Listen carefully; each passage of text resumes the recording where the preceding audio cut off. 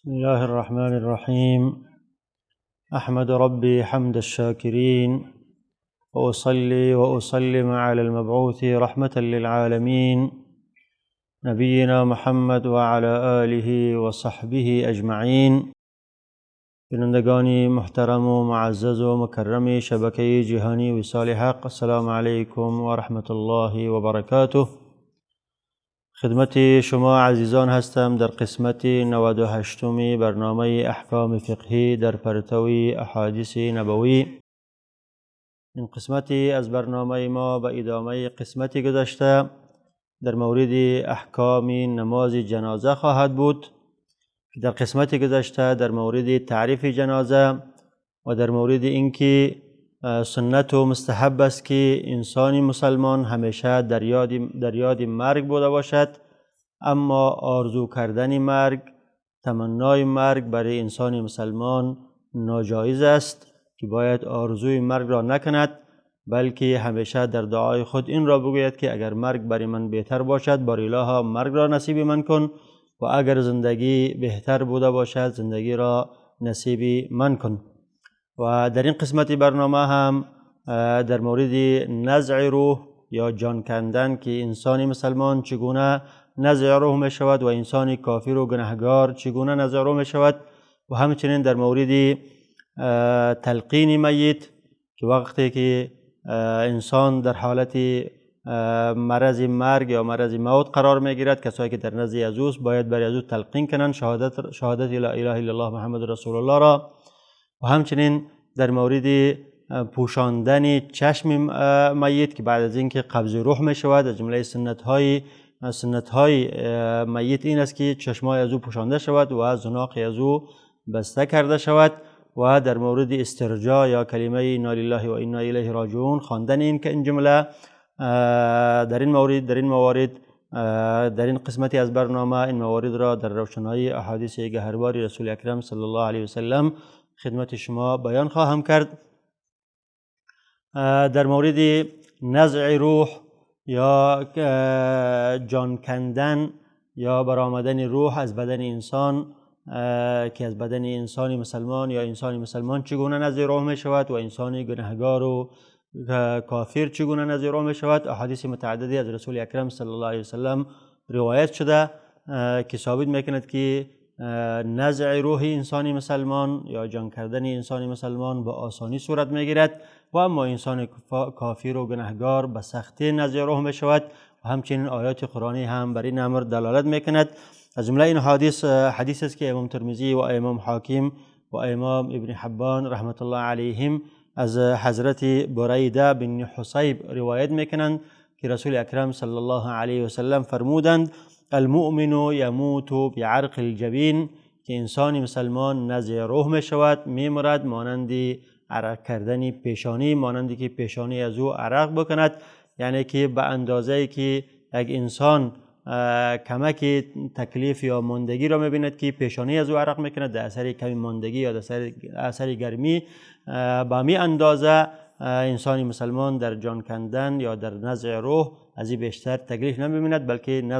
نزع روح از او با آسانی صورت میگیرد. و همچنین امام ابو داود و امام حاکم و امام احمد رحمت الله علیهم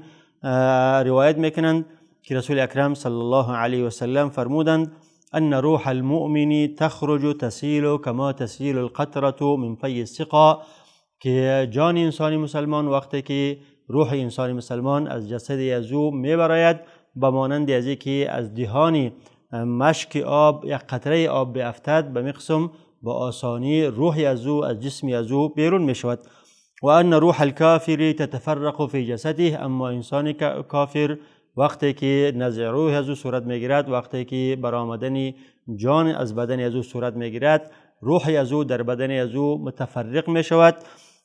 فینزعها ملک الموت کما ینزع السفود الكثیر الشعب من الصوف المبلول، و ملک موت ملائکه‌ای که موکل به نزع روح از اوست به شکل جان از او را، روح از او را از بدن از او میکشد به مانند که یک سیخ کباب که وقتی که دارای دندانه های زیادی بوده باشد و در یک مجموعه از پشم داخل کرده شود. وقتی که او از این پشمها بیرون می شود، به مشکل بیرون کرده می شود و با خود پشمهای را با دندانهای خود گرفته بیرون می کند و میقسم میگه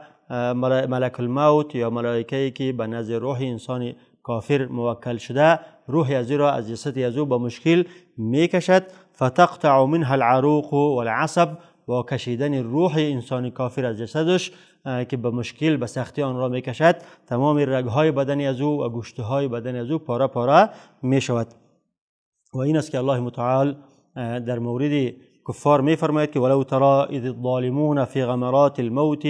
والملائكة باسطوا أيديهم أخرجوا أنفسكم اليوم تجزون عذاب الهون بما كنتم تقولون على الله غير الحق وكنتم عن آياته تستكبرون. وقتی که ببینی که ظالمین را، گناهگاران را، کافران را که در وقت غمرات موت هستند، در وقت سکرات مرگ هستند و در وقتی که مرض مرگ به آنها فرا میرسد و ملائکه ها دستهای خود را به آنها پیش میکنند که اخرجوا انفسکم، شما روحتان را از بدنتان بیرون کنید. الیوم تجزون عذاب الهون، امروز شما عذاب دردناکی چشانده میشوید. با کشیدن روح از بدنتان برای شما عذاب دردناکی چشانده میشود. بما کنتم تقولون علی الله غیر الحق، به خاطری که شما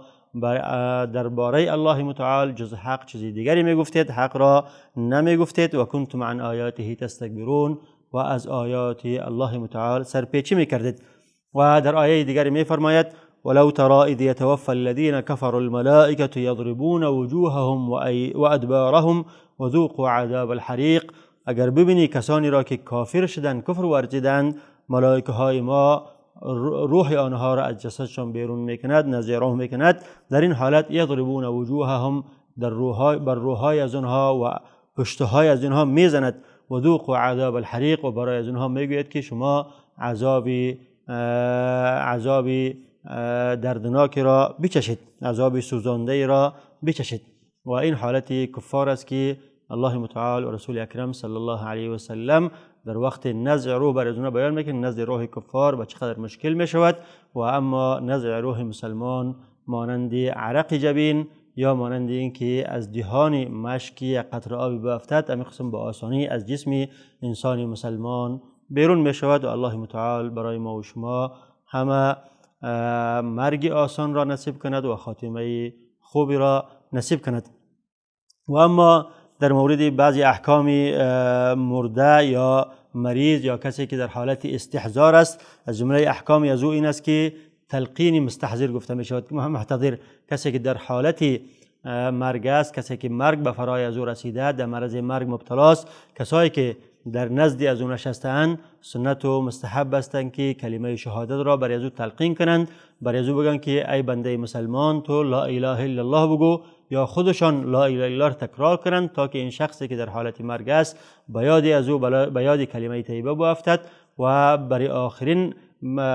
در آخرین رمق حیات خود این کلمه را تکرار کند تا که این کلمه آخری کلمه باشد که از دنیا این شخص بیرون شود و به لقاء الله بپیوندد. چون در حدیث دیگری میگه که وقتی کسی که آخری کلمش لا اله الا الله باشد داخل جنت میشود یا گناههای از او بخشیده میشود. این مطلب در احادیث متعددی از رسول اکرم صلی الله علیه و سلم ثابت شده است. از جمله حدیثی که امام مسلم رحمت الله علیه و اصحاب سنن ابو داود و امام ترمذی و امام ابن ماجه و امام نسائی را روایت میکنند از حضرت ابو سعید خدری و همچنین حضرت ابو هریره رضی الله عنهما که ایشان فرمودند که رسول اکرم صلی الله علیه و سلم چنین فرمودند: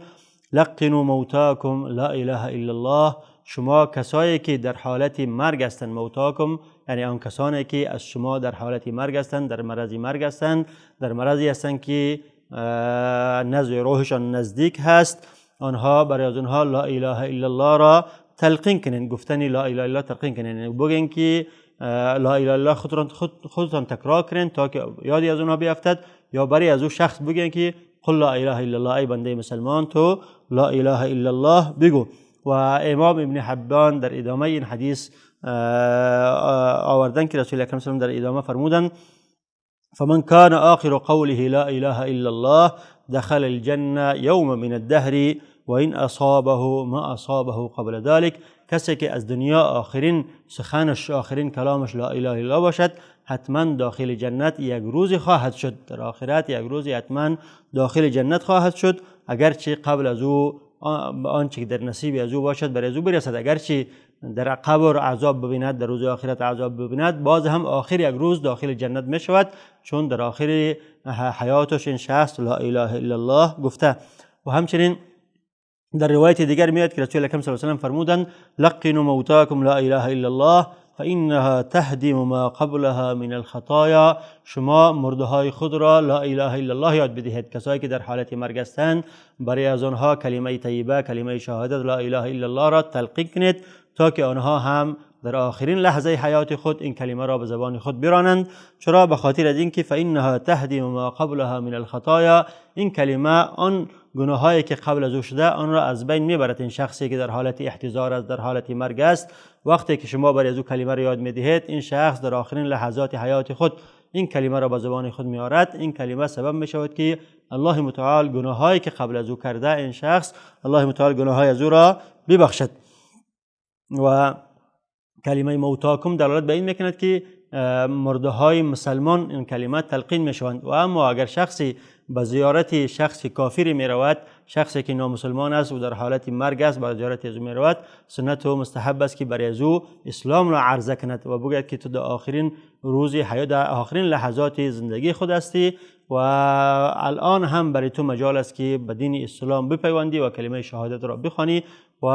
از دنیا به اسلام بروی، چون نفس تو یا روح تو تا هنوز به حلقوم تو نرسیده، و او را به اسلام دعوت کند و اسلام را برای او عرضه کند. چون رسول اکرم صلی الله علیه و سلم وقتی که به دیدن عموی خود ابو طالب رفتن و ایشان در آخرین لحظات مرگ خود بودن، برای از اونها اسلام را عرضه کردن و گفتن که قل لا اله الا الله عمی احاج بها عند ربی، ای عموی من تو لا اله الا الله بگو تا که من دلیلی برای من پیدا شود که من در نزد پروردگار خود از تو شفاعت کنم. و نصیب ایشان نبود و ایشان این کلمه را به زبان خود نراندند و گفتند که انا علی دین ابن عبدالمطلب. و همچنین رسول اکرم صلی الله علیه و سلم خادمی داشتند که آن مسلمان نبود، ذمی بود. وقتی که مریض شد، مرض مرگ برای از او فرا رسید، رسول اکرم صلی الله علیه و سلم به دیدن ایشان رفتند و برای ایشان اسلام را عرضه کردند و آنها اسلام آوردند در آخرین لحظات حیات خود و از دنیا به اسلام رفتند. و همچنین که کلمه شهادت، تلقین کلمه شهادت در وقت استحضار یا در وقت مرض مرگ سنت است. و همچنین این سنت است که انسان وقت استحضار مرده را روش به طرف قبله کرده شود و به رحمت و وسعت رحمت الله متعال تذکیر داده شود و اینکه الله متعال غفور و رحیم است. و همچنان رجا در دل از او بیشتر انداخته شود، چون حالت خوف است و برای از او رجا داده شود که تو از رحمت و از مرحمت الله متعال ناامید نشو، رحمت الله متعال امید داشته باش. و این مطالب را بعد از دیدن یک برنامه کوتاه خدمت شما در روشنایی احادیث رسول اکرم صلی الله علیه و سلم پیش خواهم کرد. با ما باشید. در صحیح مسلم از طریق ثوبان رضی الله عنه روایت شده که رسول الله صلی الله علیه و آله و سلم فرمودند مسلمان اگر برادر مسلمانش را عیادت نماید همیشه در ناز و نعمت بهشت است تا باز گردد. اللهم رب الناس اذهب الباس اشفي انت الشافي لا شفاء الا شفاءك شفاء لا يغادر سقما.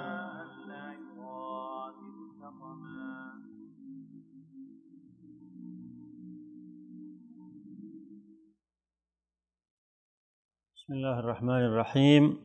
با سلام مجدد خدمت شما بینندگان عزیز و محترم هستم و در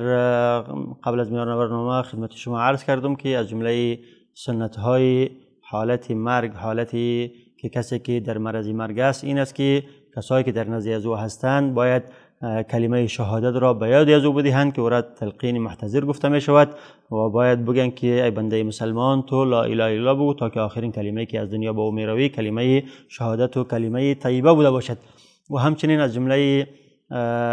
سنت های استحضار یا کسی که در حالت مرگ است این است که کسایی که در نزدی از او هستند همیشه باید او را به تذکیر بدهند به اینکه رحمت الله متعال وسیع و فراخ است. الله متعال رؤوف و رحیم و بخشاینده است و تو ای بنده مسلمان که کلمه خواندی هیچ وقت از رحمت خدا ناامید نباش. اگرچه گناه کرده ای باز هم در زندگی خود گناه کرده ای باز هم رحمت الله متعال را به امید داشته باش و به امید رحمت الله متعال از دنیا برو. و این مطالب در احادیث از رسول اکرم صلی الله علیه و ثابت شده است. از جمله حدیثی که امام مسلم او را از حضرت جابر بن عبدالله رضی الله عنه روایت میکند که رسول اکرم صلی الله علیه و قبل از وفاتشان چنین فرمودند که لا یموتن احدکم الا وهو یحسن الظن بالله، هیچ یکی از شما از این دنیا رحلت نکنه نمرد مگر اینکه در حالتی بمیرد که حسن ظن به الله متعال داشته باشد و پروردگار خود گمان خوبی داشته باشد و در گمانش این باشد که الله متعال با وجودی که من گناه کردم و مدعی گناهکار هستم الله متعال من را ان شاء الله شامل رحمت خود خواهد کرد، گناه مرا خواهد بخشید و ما از این دنیا به بندگی الله متعال خواهم رحلت کرد. و همچنین در صحیحین صحیح بخاری و صحیح مسلم آمده که رسول اکرم صلی الله علیه و آله فرمودند که الله متعال در حدیث قدسی فرمودند انا عند ظن عبدی بی، من در نزد گمان بنده خود هستم. اگر بنده من برای من گمان خوب کرد خوب خواهد شد و اگر در مورد من گمان بد خواهد کرد اون کار بد خواهد شد. و باید انسان مسلمان همیشه در مورد الله متعال گمان خوب بکند و از رحمت الله متعال ناامید نباشد. و همچنین علما می‌فرمایند که کسایی که در نزد محتضر هستند، کسایی که در نزد کسی هستند که در حالت مرگ است، باید او را تذکیر با احادیث رجا بدهند، احادیثی که در مورد رجا آمده، چون انسان باید همیشه بین خوف و رجا بوده باشد و این حالت خوف است. انسان در این حالت میترسد از این که گناهایی که در طول حیات خود کرده الله متعال او را گرفتاری با خاطر این گناهاش گرفتاری عذاب نکند و در این حالت خوف است. باید کسایی که در نزد دوستان او را احادیث رجا را برای از او بخوانند، احادیثی که در مورد رجا، آیاتی که در مورد رجا آمده برای از او را به او تذکیر بدهند تا که خوف و رجا برای از او مساوی شود. و انسانی که در حالت مرگ خوف و رجا برای از او مساوی می شود هم در دل از او خوف الله متعال است و هم رجای الله متعال است. این از جمله حسن خاتمه است. امام ترمذی رحمت الله علیه از حضرت انس بن مالک روایت میکند که ایشان فرمودند انه صلی الله علیه و سلم دخل علی شاب و هو فی الموت، رسول اکرم صلی الله علیه و سلم به عیادت جوانی رفتند که او در حالت مرض مرگ بود. فقال کیف تجدک، این رسول اکرم صلی الله علیه و سلم برای این جوان گفتند که تو خود را چطور میابی؟ تو خود را در کدام حالت میابی؟ قال ارجو الله و اخاف ذنوبی، این جوان فرمود که ما رحمت الله متعال را امید دارم و در عین وقت از گناههای خود هم میترسم. یعنی من در بین خوف و رجا هستم، هم از گناهایی که در طول حیات خود کردم میترسم و هم رحمت و مغفرت الله متعال را امید دارم. فقال صلی الله علیه وسلم لا یجتمعان فی قلب عبد فی مثل هذا الموطن الا اعطاه الله ما یرجوه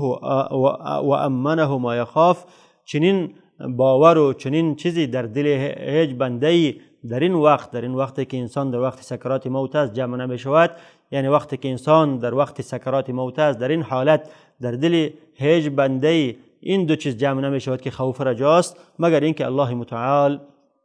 آنچه که او امید دارد که رحمتی از او را برای او میبخشد او را شامل رحمت خود میکند و از آنچه که او میترسد که گناهانش است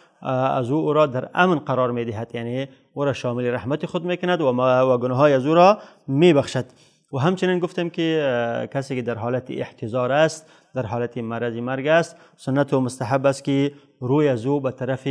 قبله کرده شود تا که به حالتی بمیرد که رویش به طرف قبله بوده باشد. و این مطلب در حدیثی که امام حاکم او را روایت میکند از حضرت ابو قتاده رضی الله عنه که ایشان فرمودند ان نبی صلی الله علیه و سلم حين قدم المدینه سأل عن البراء بن مغرور. رسول اکرم صلی الله علیه و سلم وقتی که به مدینه تشریف آوردند، یک تعداد صحابه قبل از ایشان به مدینه منوره هجرت کرده بودند که از جمله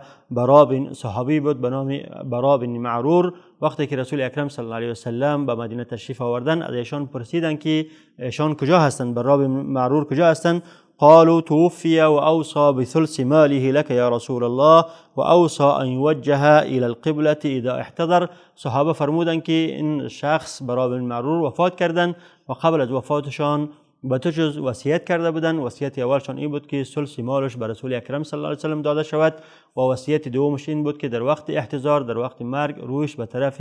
قبله کرده شود. رسول اکرم صلی الله علیه و سلم فرمودند اصاب الفترة وقد رددت ثلثه على ولده. ما این شخص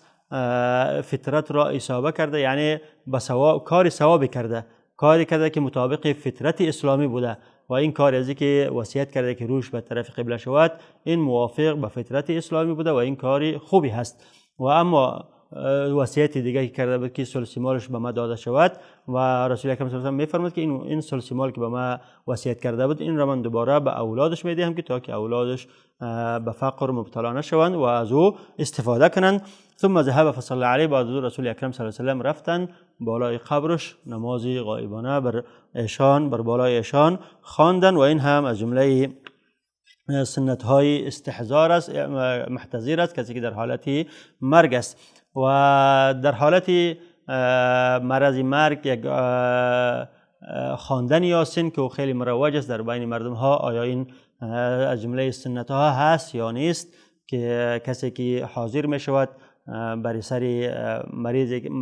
مریضی که در حالت استحضار است یا در حالت مرگ است یاسین را بر بالای از او بخواند یا نخواند. حدیثی از رسول اکرم صلی الله علیه و سلم در این مورد ثابت شده. عده از علما به این حدیث دلیل گرفتن و گفتن که سنت و مستحب است که کسی که در بالای مریضی می آید که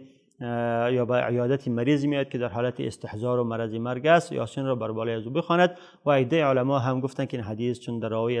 روایت از او ضعیف است و به این حدیث دلیل نمی شود، دلیل شده نمی تواند. خواندن قرآن کریم بر بالای هر مرض، چون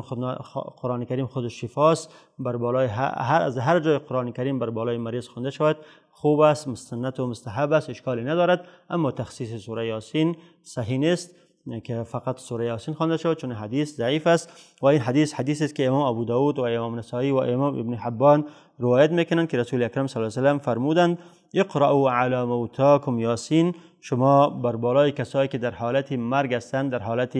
احتضار هستند، بر بالای آنها یاسین را بخوانید. و در روایت دیگری آمده از حضرت ابوذر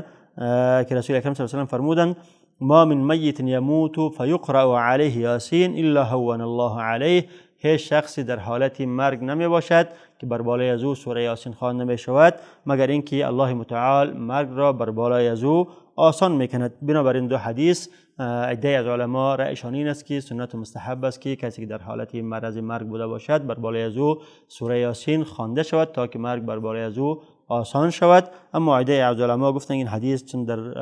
راوی از یک شخصی به نام ابی عثمان است و این مجهول است و امام دارقطنی میگه که این حدیث خودش مضطرب الاسناد است و همچنین مجهول المتن است، لذا به این حدیث عمل نمی شود. اما خواندن قرآن به شکل عام از هر جای قرآن که خوانده شود بر بالای مریض یا بر بالای کسی که در حالت استحضار در حالت مرگ است اشکالی ندارد. و همچنین از جمله احکام مرده انسان وقتی که بعد از اینکه میمیرد احکام و آدابی دارد که باید تطبیق شود. از جمله این احکام و آداب این است که باید چشمای مرده پوشانده شود و تا که چشمایش باز نماند و زناقش هم بسته شود تا که دهانش باز نماند. و این مطلب در احادیثی از رسول اکرم صلی الله علیه و سلم ثابت شده است. از جمله حدیثی است که از ام سلمه رضی الله عنها روایت شده است که ایشان فرمودند دخل رسول الله صلی الله علیه و سلم علی ابی سلمه و قد شق بصره. رسول اکرم صلی الله علیه و سلم داخل شدند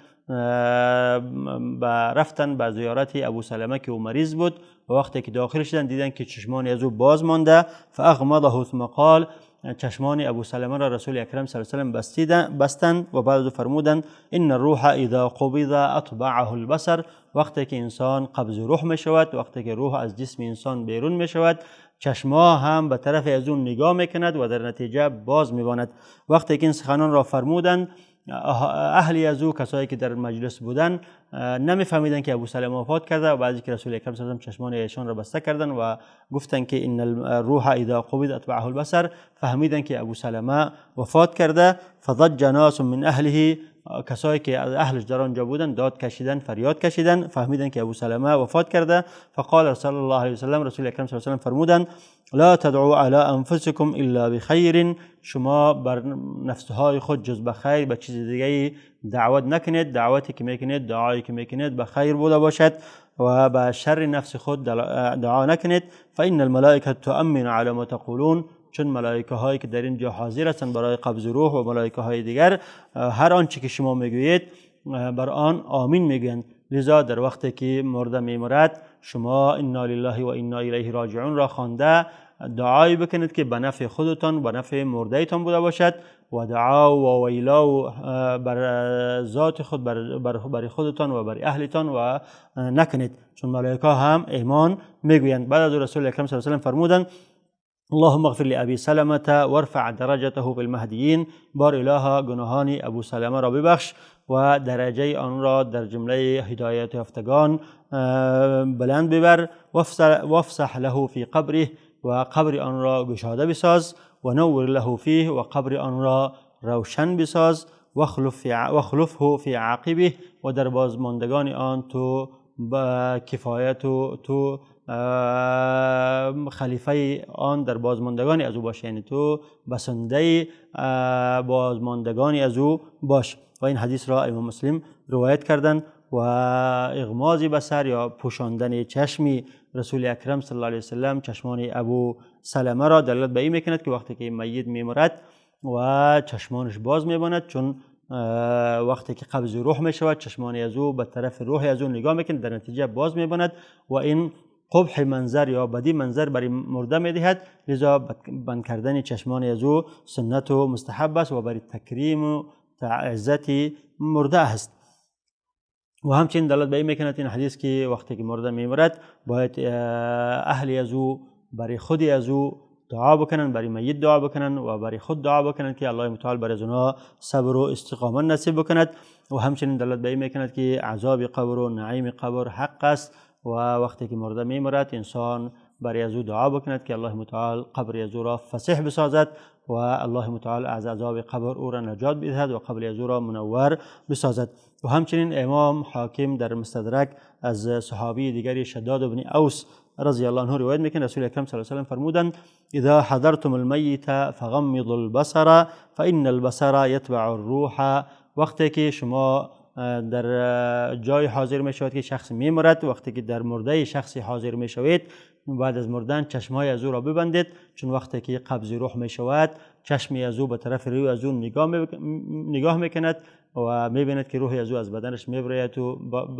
کشانده می شود، برده می شود، چشمی از او به طرف روح نگاه کرده باز میماند. و قولوا خیرا، وقتی که مرده میمرد شما سخنان خوبی بگید، خوبی مرده را یاد کنید و برای از او دعا بکنید. فإن الملائکه تؤمن علی دعای اهل المیت، ملائکه که در اونجا هستند وقتی که اهل میت دعا میکنن ملائکه هم برای دعای از او آمین میگویند. اگر دعای خوبی کردن در حق میت و خوبی های از او را کردن و برای مغفرت از او، برای گشایش و فراخی قبر از او دعا کردن، ملائکه هم در نتیجه آمین میگویند. و اگر داد و اویلای زدن و به هلاکت خود و اولادها و این چیزهای غیر مشروع دعا کردن باز هم ملائکه آمین میگویند. و وقتی که ملائکه آمین گفتن خدا ناخواسته دیگر مصیبتی در نتیجه دعایشان برشان پیش می شود. و از جمله احکام دیگری میت هم گفتنی انا لله و انا الیه راجعون است که بعد از مردن میت این دعا باید خوانده شود. و در اینجا چون وقت برنامه ما با پایان میرسد این احکام و احکام دیگر را ان شاء الله تعالی در قسمت آینده در روشنایی احادیث گهرباری رسول اکرم صلی الله علیه و سلم خدمت شما بیان خواهم کرد. تا او وقت الله حافظون. نگهبانتان. والسلام علیکم و رحمت الله و برکاته.